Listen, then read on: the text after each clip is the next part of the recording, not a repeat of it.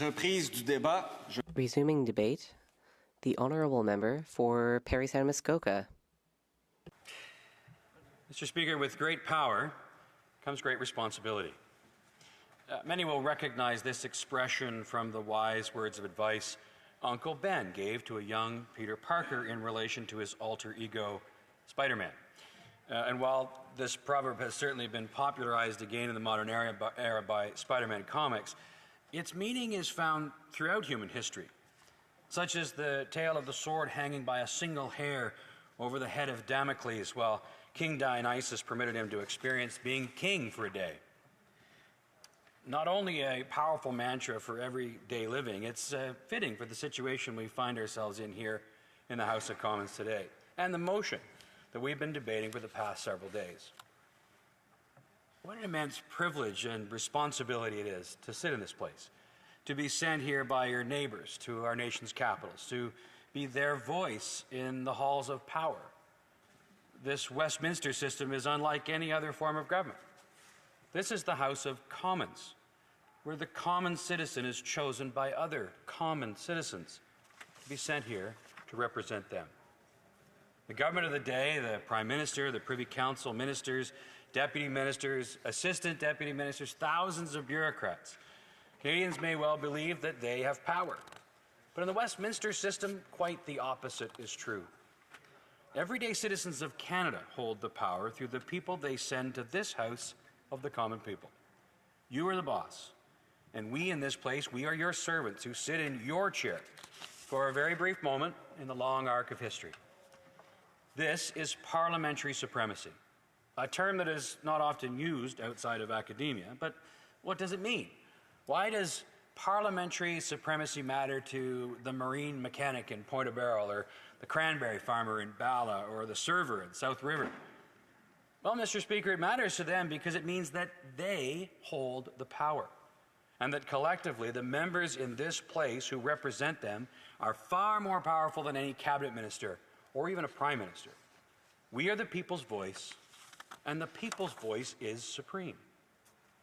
A majority of citizen representatives in this House of the People has demanded the production of documents related to a $390 million spending scandal of this government's making. And yet, despite that parliamentary supremacy, the government, the cabinet, and the Prime Minister have quite simply refused.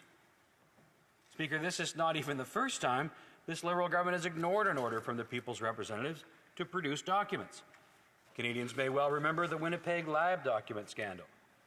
Parliament ordered documents released pertaining to Canada's top infectious disease laboratory, where two scientists were intentionally working to benefit the Chinese Communist regime. The government fought to keep those documents hidden from the people, ignoring orders and even taking the former Speaker of this very House to court to hide the truth, not just from us in this House of Commons, but from all Canadians. Now, there can be no dispute that oftentimes in this place we exchange partisan jabs in question period. Could be a very raucous affair with heckling and plenty of theatrics. But in certain circumstances, there comes a matter so fundamental to the functioning of this House, a matter so fundamental to the rights of Canadians, those citizens who sent us here to speak for them, that we must hit the pause on the regular business of this place to protect the very purpose of this place and the rights of the Canadians who sent us here. So how did we get here? Well, in 2001, the government of Stephen Harper created an organization that would, quote, demonstrate new technologies to promote sustainable development, including technologies to address issues related to climate change and the quality of air, water, and soil. This organization was to be a funder of public-private partnerships to commercialize new green technologies. It was called Sustainable Development Technology Canada. And since its creation, it has invested in over 300 projects all across the country. A great idea that worked very well. That is, until this current Liberal government was elected. In 2017, just before the current government took office, the Auditor General reviewed Sustainable Development Technology Canada and delivered a very positive report indicating that the organization was operating appropriately. Well, then, late in 2018, then Industry Minister Navdeep Bains started to complain about the chair. Jim Balsillie was his name. a chair who was leading the organization well, according to the Auditor General. Well, Minister Baines complained that Mr. Balsillie had been critical of some government legislation. Imagine. So in 2019, Minister Baines began appointing Liberal friends and insiders to the Board of Directors of Sustainable Development Technology Canada. Now, it's important to note here that Sustainable Development Technology Canada was not some independent agency and completely independent from the government. I mean, the Minister of Industry appoints the board, right? So it's not independent completely. And there were several staff from the Department of Innovation, Science and Economic Development Canada that would regularly sit in on meetings and monitor the activities of the board. And then Minister Baines appointed Annette Verscharan, someone who was receiving Sustainable Development Technology Canada funding through one of her companies, to be the new chair of the board. Well, immediately the red flag should go up. We have a new chair of Sustainability Development Technology Canada, the steward of this fund, the person who is tapped to oversee its operations, to hand out money, who herself is a recipient of the same money she was supposed to be watching over. Well, it turns out the red flags did go up, Mr. Speaker. Then Minister Baines, the Prime Minister's office, the Privy Council office, all were warned. They were all told of the risks associated with appointing this conflicted chair. Now, in an alternate universe where Canadians had a competent government that was accountable and responsible and followed the rules, an appointment like this would never have been made in the first place. Of course, that's not what happened, because Canadians don't have a competent, responsible government.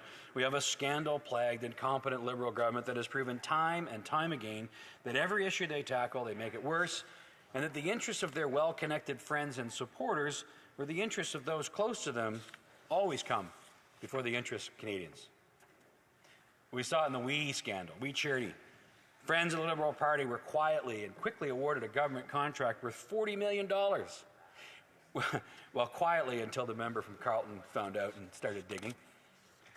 So in June of 2019, Minister Baines, after having received some sound advice that appointing an individual to lead a public fund whose companies benefit from that fund was a bad idea, ignored the advice and appointed her anyhow. So did this new chair implement radical change in culture? Did she lead with integrity and honor to ensure that conflicts of interest between public funds and private interests didn't occur? Absolutely not.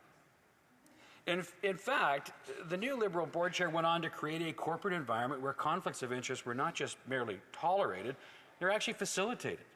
Other members of the board went on to award public money, Canadians' money, to companies in which board members held stock or leadership positions. Now, I think it's important for everyone to understand what conflict of interest means. The Oxford Dictionary describes it this way. It's a situation in which a person is in a position to derive personal benefit from actions or decisions made in their official capacity. In this case, Liberal board members' individual interests were enriched by their actions in their professional and their public duties. That's a problem, and Canadians understand that. You can forgive the average Canadian who's not likely as familiar with the fancy boardrooms that Liberal insiders frequent, but it is not really that complicated to excuse yourself, to remove yourself from situations where you are or are perceived to be in a conflict of interest. And it's a perfectly legitimate action to take. In fact, Mr. Speaker, it's the law. There are simple and straightforward procedures to avoid a conflict of interest. It's the honorable thing to do. It is an act of integrity, of being faithful to your public role and your solemn responsibility to the citizens of this country, whose money you are spending and whose trust you must strive to earn every single day. But the Liberal insiders on the Sustainable Development Technology Canada board didn't care about that public trust. They didn't care about honor or integrity. Even more galling, Mr. Speaker, is that these dishonorable Liberals did it all out in the open. So arrogant and pleased with their self-enrichment at the expense of the Canadian taxpayer, they didn't even try to hide their corruption. Officials from Innovation, Science and Economic Development Canada witnessed 186 conflicts at the board, but were apparently powerless to do anything about it. Well, that is until November of 2022. When heroic whistleblowers raised their concerns about the goings-on at Sustainable Development Technology Canada with the Auditor General. What did those whistleblowers say when they appeared at a parliamentary committee? One quote, "I don't think the goal and mandate of the Auditor General's office is to actually look into criminality. I'm not surprised by the fact that they haven't found anything criminal because they're not looking at intent. If their investigation was focused on intent, of course, they would find the criminality." They went on to say, "I know the federal government, like the minister, has continued saying that there was no criminal intent and nothing was found. But I think that the committee would agree that they're not to be trusted on this situation. I would happily agree to whatever the findings are by the RCMP, but I would say that I wouldn't trust that there isn't any criminality unless the RCMP is given full authority to investigate." The whistleblowers went further at committee, saying, "Again, if you bring in the RCMP and they do their investigation and they find something or they don't, I think the public would be happy with that. But I don't think we should leave it to the current federal government or the ruling party to make these decisions. Let the public see what's there." And just as I was always confident that the Auditor General would confirm the financial mismanagement at Sustainability Development Technologies Canada, I remain equally confident that the RCMP will substantiate the criminal activities that occurred within the organization. And finally, I think that the current government is more interested in protecting themselves and protecting the situation being a public nightmare, and they would rather protect wrongdoers and financial mismanagement than have to deal with a situation like this SDTC and the public. Je m'excuse auprès de l'honorable député. Apologies. The honourable member for Saint-Hyacinthe-Bagotte is rising on a point of order. Mr. Speaker, there's this strange background noise. I keep hearing a sort of rushing noise. And I am a parliamentarian. I would like to hear the speech. I'd like to thank the member. I did not hear that noise. I would call on all colleagues to remain quiet and listen to the member speaking instead of having discussions on the floor of the House. The honourable member for Parry Sound Muskoka has 8 minutes 30 seconds remaining. Of Canada launched a thorough investigation that revealed widespread conflicts of interest, corruption, and abuse of Canadians' hard-earned dollars at Sustainable Development Technology Canada. On June 10th of this year, this House, by a vote of 171 to 50, that's a majority, the members adopted a motion calling for the production of documents from Sustainability Development Technology Canada to be turned over to the RCMP. Well, how did the government respond to an order from the people's voice? Well, departments either outright refused to comply or heavily redacted and blacked out relevant documents that the people demanded. There was nothing in the people's order to allow for any redactions. The people have demanded the truth, and they want the RCMP to be able to investigate the misuse and abuse of their dollars. It's been the talk of the Ottawa bubble these days, the Constitution Act, the Parliament Act, the Parliament of Canada Act, or parliamentary privilege, the privilege of this House. Imagine that, as we sit in these hallowed chambers surrounded by deferential security guards, that we could be debating our privileges as members. There are Canadians out there who are hungry, Canadians worried about how they're going to pay to heat their homes as the winter sets in. But our privileges have been breached. But really, it's not our privilege, it's the right of Canadians to know what their own government is up to. Our fathers of Confederation gave that power to the people, to their representatives who sit in this place. It's not because I'm a member of Parliament that I believe I have the privilege to access these documents. It's because the people who we all represent, they have that right. And yes, they have tasked us in this House. And as a House, we have a powerful ability to exercise that right, an absolute and unfettered ability to exercise that right. And so why did the House feel compelled to order these documents? It has everything to do with the Auditor General's findings. We found that 82% of transactions involving payment from Sustainable Development Technology Canada to companies approved by the Board of Directors were conflicted. 82%. According to the Auditor General, $300 million of Canadians' money was given to companies where the board members who voted to reward those companies had a conflict of interest. $300 million of public money being used to fund private interests of the people who were voting to award the funds. Speaker, it is reasonable to think that this scandal goes deeper. In the 5-year period under examination by the Auditor General, there were 405 transactions approved by the board. The Auditor General looked at 226, so just over half of the transaction. 186 transactions of the 226 she examined were conflicted. So we can assume that the ratio stands for the entire package of 405 transactions. The Auditor General also found that the same Liberal-appointed board approved and funded another $58 million of projects that were outside the mandate of the Foundation. They weren't even eligible under their own rules, but the Liberal board gave them the money anyhow. Now, the Liberals would have us believe that this is an example of bureaucracy off track, but the Auditor General made it clear that the blame for this scandal falls on the Prime Minister's industry minister, who, I quote, did not sufficiently monitor the contracts that were given to well-connected Liberal insiders. Speaker, what we have here is not just gross mismanagement, it's corruption and blatant conflict of interest by Liberal appointees to the tune of $300 million. There was abuse of the public purse, a personal enrichment under the guise of helping the environment. Once these companies that were connected to Liberal insiders received these government grants, it was seen as a seal of approval by outside financiers. This allowed the companies to go and collect millions more dollars to further their interests. It was a green slush fund for well-connected Liberals. Canadians' money was mishandled and private interests got in the way, once again, of the public good.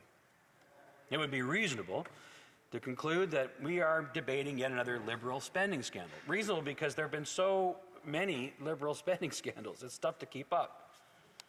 It would be understandable if some believe that we're engaged in some self-serving debate about members of Parliament, privilege. In truth, Mr. Speaker, this debate, this motion of privilege that has halted all the other work of this House, is about the very foundations of our democracy and the right of citizens of this country to know what their government is doing. That sword of Damocles hangs over the head of this government. It hangs precariously over the Liberal government and their ministers who, on so many occasions, arrogantly operate as though they are above the law, as though they are above the people.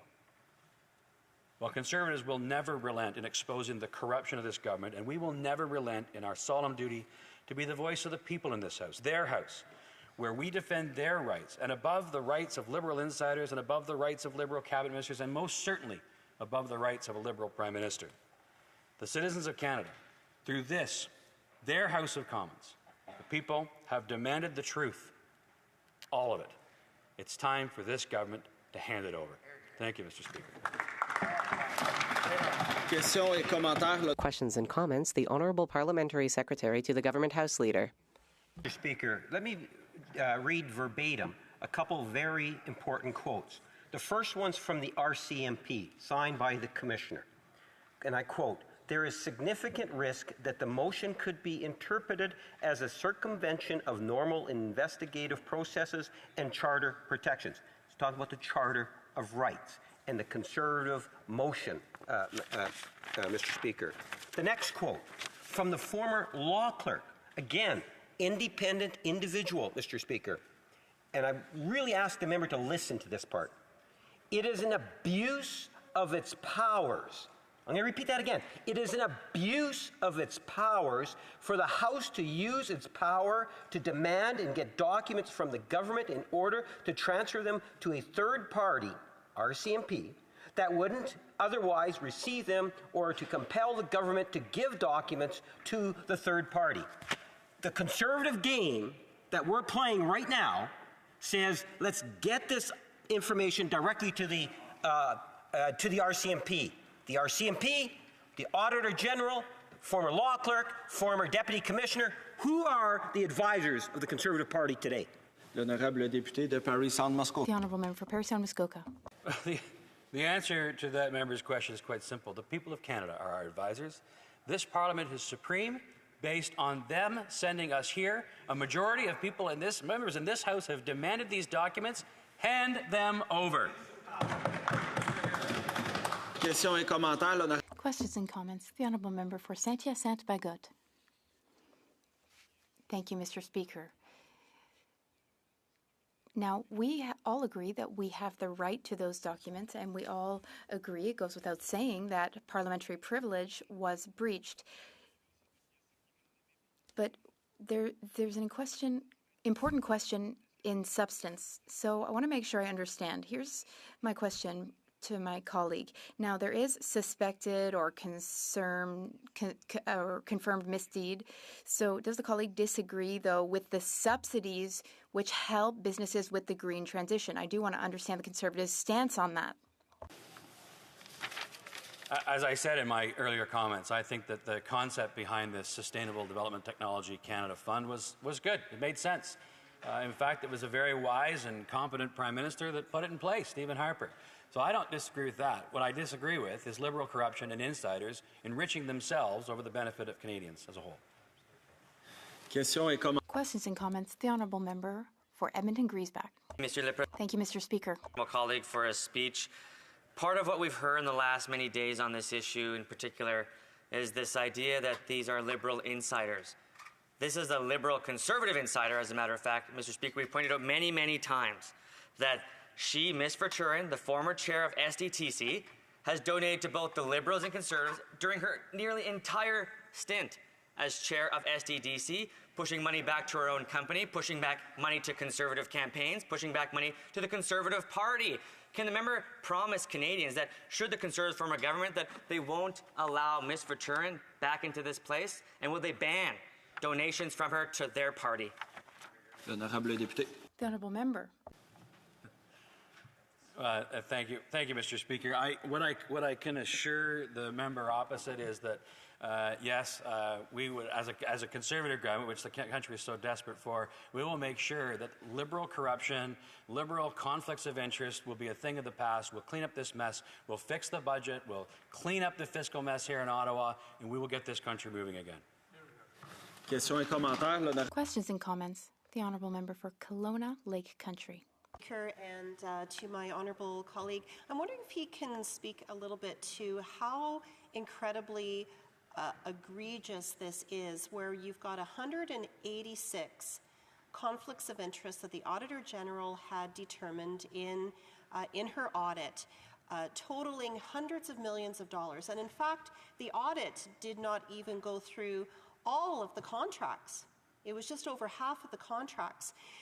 Where approximately 85% of them were found to have conflicts of interest. So I'm wondering if the member can just speak to how massive this is and how important this is, and how, in fact, the Liberals are they just seem to be okay with not wanting all of this information to come to light and to be turned over unredacted.